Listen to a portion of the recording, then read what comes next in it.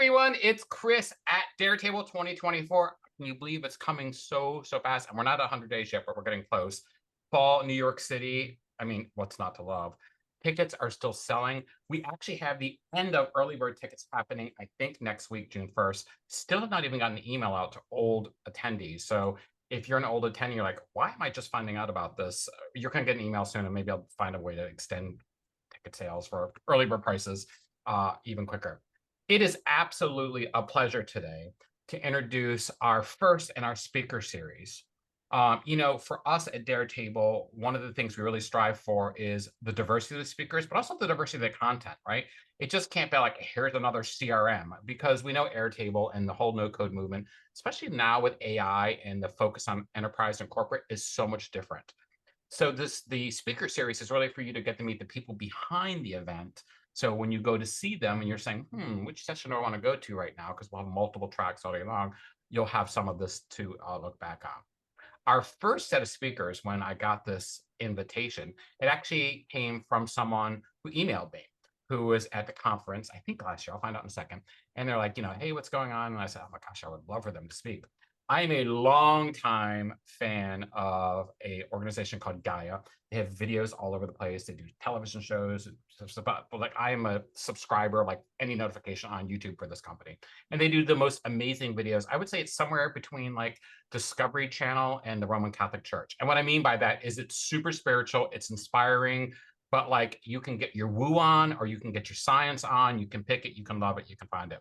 Well, GAIA has been using Airtable, and I'll find out in a second, but they reached out to me and said, we'd love to talk to you about that. So with that, I'd like to introduce you guys to Lorraine, Joe, and Sierra from GAIA. Hello, guys. Welcome to the DareTable 24 speaker series. Hi. Nice to meet everyone. So I'm sorry I gave you a kind of crisp version of your description of GAIA. Do one of you want to attempt to describe GAIA in a way that's not so effervescent? Sure.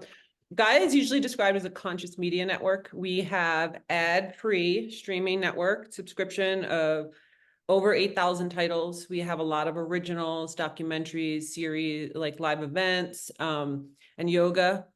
Our content ranges from, spirituality, yoga, and, ancient civilizations and ETs and things like that.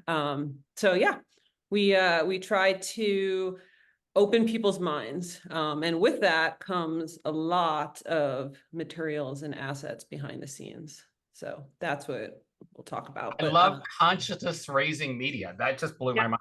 I love that concept. I'm like, okay, somebody's in marketing, because like what I make you, the Discovery Channel meets the Roman Catholic Church. Well, that's kind of it. Yeah, I think we missed some, but it's there. Yeah. I mean, very few YouTube or streaming networks. So I like everything that comes on, I have to watch. So I'm one of those views every time you guys produce anything. So there's three of you doing this presentation. This is all the first year we're doing group presentations. So if you could take time just to introduce each of you and tell me a little bit about what you do at GAIA. Sure. I will start. Yeah.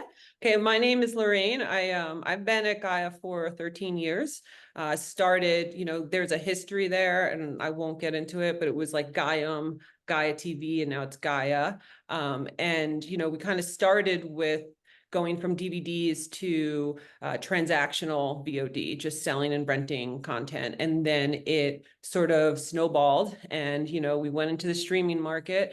And that is sort of where we basically reached a breaking point. And we kind of went into Airtable. I will get into a little bit more of that later, but I would just say that I'm in charge of the digital operations team at GAIA. So we handle all of the archiving, the ingestion, the localization of all the content, and then the distribution to off-platform parties like Amazon, Xfinity, etc. Wow. Joe and Sierra and I are basically the three people that run Airtable. And the reason we wanted to speak together is because we each had sort of a different role in how we built it. And it was really beneficial. And I actually think the three of us showing maybe will also inspire other people. Like, you don't have to do it all on your own. If you have the right people, and we each contribute a different element to it, it can be really, really successful. And then from that is, when you scale and you get more help. But this is why the three of us wanted to do it, because we were in the weeds. We built it from nothing to where it is now. But yeah, I'll turn it over to Sierra or Joe to introduce themselves. All right, Sierra. Hi, I'm Sierra. I'm a project manager at GAIA. I've been there for a few years now. When I first started, I started working in international operations. And at that time is when we were moving from tracking all of our international assets from Google Sheets and into Airtable. So I was at a good moment in time to like worm my way in there and help create that too. So that's how I got into Airtable. I also work with third-party distribution, so sending our media out to our third-party partners like Amazon and Comcast and all that fun stuff. And yeah, Airtable development. Wow, wow. Yeah, the migration from Google Sheets to Airtable is something new. It's pretty common, so I was glad to hear you say that. Oh my God. With Chris, can I just tell you, when I first started working at GAIA, this is my favorite story. I asked where the database was, and I was given an Excel spreadsheet, not a Google sheet, Excel. Yeah. And so we've come a long way, but yeah. On a floppy. Yeah. Lorraine, we're showing our age. Mr. Joe, so patiently waiting. Joe, by the way, you give best corkboard of the month. I am living for the corkboard and the fact you've got data flows behind you. I don't think there's anything sexier than data flows on a corkboard. Oh man, you know what? I agree with you on that one then. Yeah, so my name's Joe. I've been at GAIA for 8 years now. So when I first joined GAIA, I was working at the front desk. I did the full Joe of all trades thing. I went and joined the accounting team. I did finance after that and worked on royalties. I've worked in everything from marketing and now over in the engineering realm. So current role is actually business systems analyst. And a lot of the work that I'm doing is building these integrated systems for our departments. At GAIA, the engineering realm operates a little bit differently than how I operate with Airtable. And it's because I've been so ingrained with all these teams as someone with hands on the ground working on everything. So it's been a little bit easier with the Airtable no-code development to get products out the door for what we need for our teams. Comparatively, they're going through a full sprint cycle with the engineering teams. It's a little bit easier in that sense. Yeah, it's amazing just listening to you three, because we hear often from Airtable themselves about how content and marketing, it's kind of one of their big silos that they push, content and marketing is so integrated. And I think based on what you're going to share, I can't wait to learn more. Before we get into that, Lorraine, were you at one of our DareTables? Because I keep thinking you were. Yeah, we were. Joe and I came last year to the San Francisco one. Okay, so there were two of you. Yeah. Oh, amazing, amazing, amazing. I guess, what was your experience like at DareTable? I mean, that's rare I get to meet a speaker who was an attendee first. I mean, I thought it was great. We were, it was kind of a last minute decision. And, in hindsight, we were like, I wish Sierra came with us. Yeah. But because it was really beneficial, I think, to see. One of the biggest things, I think, was just to see how other people use it and to hear, often when you're in the weeds and you're trying to figure things out, you feel alone. And other people do it, but you don't actually know how or what they went through. And to just like hear that from other people. And I also really liked seeing the range of there was a woman that was doing real estate, and then there was, then you had the old Navy guy. Like there was enough there that it wasn't like, oh, this is only for engineers or this is only for, certain types of people. I thought it was great. It was really insightful. And I actually really loved your opening speech. So I hope you do speak again. I've been asked, I'm trying not to this year, just because I feel like every year I get to speak, and that's, that's one more thing on top of it. But actually, I am going to, I just haven't announced it. I'm doing a whole session on hands-on AI. So using AI for different things in ways that are actually practical, not just like write a letter for me. Because I think, AI is just one of these great tools when embedded with this. Joe, I do remember you now that Lorraine says you both were there, because like, it's all coming back to me. I'm sorry, didn't mean to Celine Dion reference that. What did you think? I mean, because it was the Airtable headquarters last year. Yeah, honestly, I thought it was great because I think one of the biggest hurdles that we sort of encounter, and it helped us get around it, came from the realm of Airtable support and the support that you can get out of Airtable comparatively to what we got immersing ourselves in the community there. Yeah. There's a lot of things that, we try to build that Airtable themselves offer out-of-the-box solutions. Those are great, but they're cut and dry. And a lot of the things that we need to do are very nuanced. They're very specific to what our business is.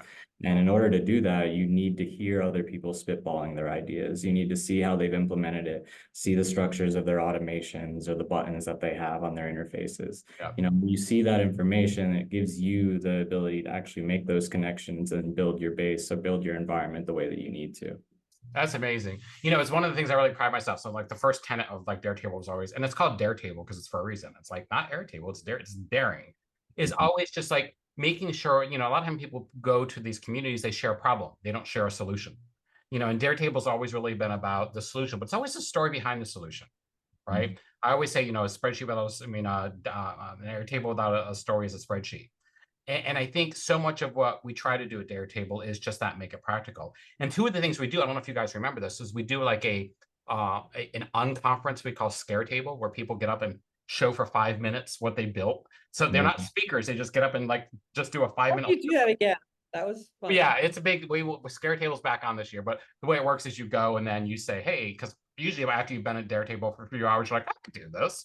So we allow people to sign up. And the other thing, if you don't remember, was our closing keynote, I think last year, was Camille. And Camille had a session called Your Wish is My Command, and people would throw things at her and she would just build it in real time in front of you.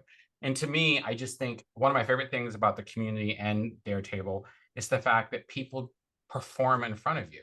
To me, I know that ASMR is a big thing for younger folks, but watching someone do Airtable in front of me is probably the closest thing I get to a sentient scratch than I've ever felt before. Because you're not just observing their Airtable, you're watching their mind. Yeah. To watch someone, you get it, Lorraine. Well, DareTable is also, I don't know, I thought it was really accessible. It wasn't like I was going to a conference and, this person got paid to fly in and then they're out and then, there's thousands. It's like you actually can talk to people and watch them do it right then and there.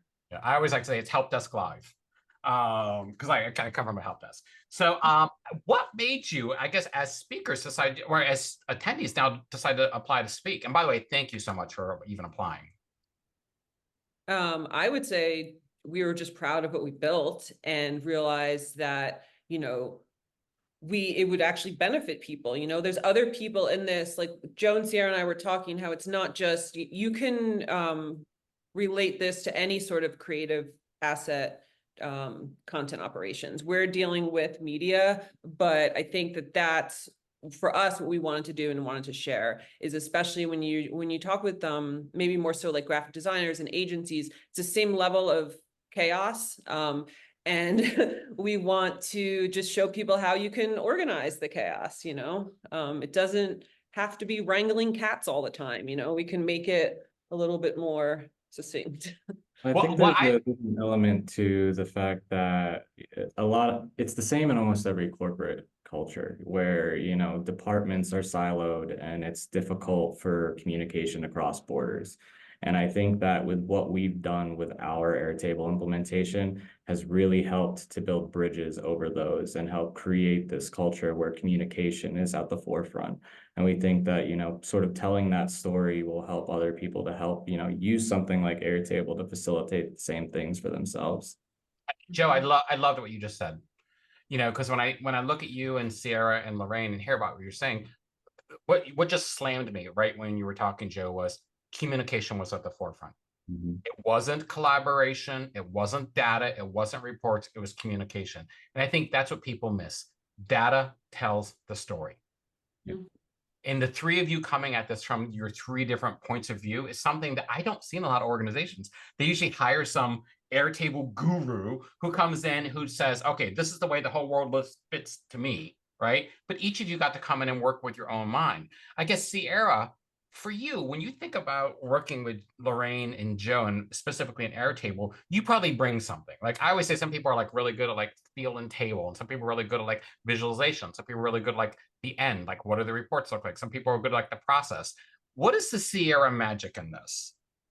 Well, my favorite thing is efficiency. So I want to create something that is easy and fast and the most effective. So I love looking at workflows and processes and trying to refine them and create something really great within an Airtable environment to make that as easy as possible for the people working and doing the work. Love, love, love. You went right to the efficiency. So I've got communication Joe. I've got efficiency Sierra. Okay, Lorraine, come on, pick up. I would say that I'm like the logistics workflow. I love that part of it. You know, one of the things we do always like to say is like, it's the tool is not going to save you. It's, you know, how you build those flows, how you communicate, how you collaborate, and what makes the most sense where. So that's kind of how we all approach this. Like, I would come in maybe with that sort of sense of a workflow. You know, Joe knows the systems between the departments, and he's like, no, we're going to build it this way. And then we have Sierra coming in, poking holes in everything and offering the other perspective, saying, what about, you know, because that's the other sometimes challenging thing about Airtable is there's more than one way to do something. So, my favorite saying is it's more art than science. Yeah. Yeah, kind of like that. It really is. Yeah, I love Lorraine, that you just said the tool will not save you. So many people, I think, come at Airtable like, oh, you know, it's going to solve all your problems. And there's so many pieces, like you said, the cultural thing. Joe talked about the silos. Sierra's talking about the efficiencies. One of my favorite things to say, I was just in Europe doing a speaking tour, and one of my favorite things I say at the end of my keynotes lately, the last year or so, is it's time we stop valuing our tools and start tooling our values. Yeah. And I think if you look at Airtable as a value tooling mechanism and not a tool for it, it just works, you know. But if you come in and create something that's so rigid and so inflexible, or I'm sure Sierra knows, so efficient, it loses the mission. What can people expect, I guess, from, if I can get each of you kind of give me one little glimmer, and you don't have to give away the whole thing, but like, what can people expect from the GAIA presentation this year? What do you guys want to think? Who do we all start with? We'll start with Joe. What's one of the things you're going to make sure we all leave with? Understanding, like really just like understanding just how one of these implementations go into place. It's not simple. You know, like especially at an enterprise level, which is what you guys are focusing at. Like it takes a lot of brain power, and the people who are involved need to be, you know, passionate about what they're working on. I think what you'll see in our presentation is how passionate we were about the actual system and how it can help us. And, you know, it helps your company grow. I love it. Joe, you're so good at this, Joe, by the way. We're with all the keywords, like understanding and passion. I'm like, where did you get Joe, and can we clone him? Miss Sarah, who's longs for my efficiency heart, give me a little tidbit of something you want to make sure the audience leaves with this year. Yeah, I think what we're going to be talking about a lot is how to just up-level your environment. Like you have all your bases there, your tables, but how can you connect your different bases? How can you connect the different departments to create a cohesive workflow and your systems that you use, just creating a whole integrated workspace. Integrated, cohesive, connected, communication, passion. I'm feeling some themes, guys. I've got a word cloud going in my head. Miss Lorraine, you want to give us the last little sneak preview of what we expect? I kind of a little bit what I mentioned earlier, but I want to talk about, you know, how you build this with different people, different teams, different personalities. You know, it was very common that it was, you know, I have Asana, why do I need Airtable? I have this, why do I need that? And it was bigger than that. It's a little bit of, I want people to understand, if you put in the effort and you understand people and what they're actually doing, you can build something really, really successful and efficient and that people love. You know, it's not, we had to have a source of truth.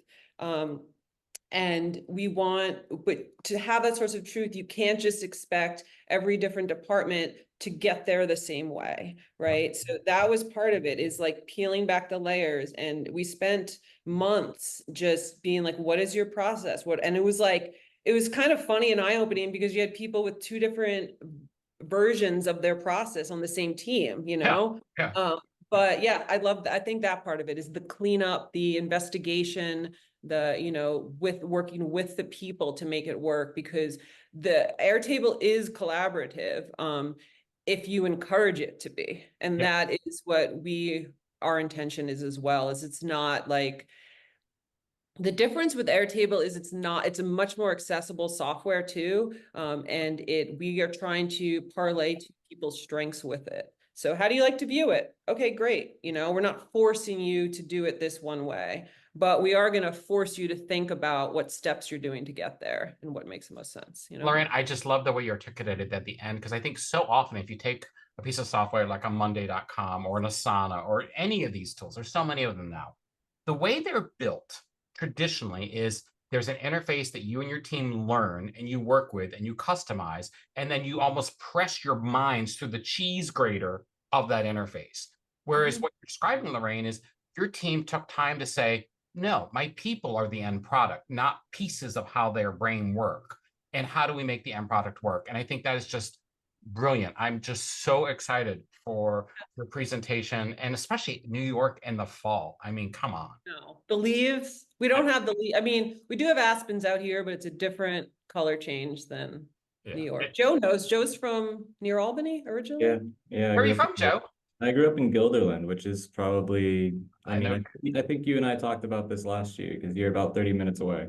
Yep. And I know the mayor now. Oh, wow. Yeah, I've actually been doing some work for the state of New York with Airtable. I've actually been going to different counties and implementing little mini AI solutions. And what's crazy is, to your point, they end up like working their way into other departments as soon as they see the AI. And the other thing you guys mentioned was communication, collaboration, all these other words, is I'm finding just giving people commenter access to certain interfaces, it becomes a seed onto its own. Without even having to like explain Airtable to them, they start to say, can I have this? And so there's a whole kind of, you know, I don't want to act like, you know, Airtable's a bait and switch or it's a catnip, but that's my catnip. My catnip is commenter access to an interface. It's funny how many of those users go from read-only to billable real quick. Yeah. Which is, you know, if only we got a cut of that. Well, I cannot wait to have my consciousness raised through what you have built there at GAIA. And I'm just so excited. And I'm so proud that you were one of the first group of speakers we got to announce. Awesome. Thank you. All right. Well, I hope to see everybody this coming October 25th in New York City, Midtown. We'll have the location announced real soon. GAIA, we've got a bunch of other amazing speakers. Adobe, we interviewed Ben from Adobe as our first speaker. And we've got another speaker that we're going to interview. Can't announce it just yet, coming up very soon. But with that, we look forward to seeing everybody in maybe just over 100 days. Thanks so much for joining us today. Thank you.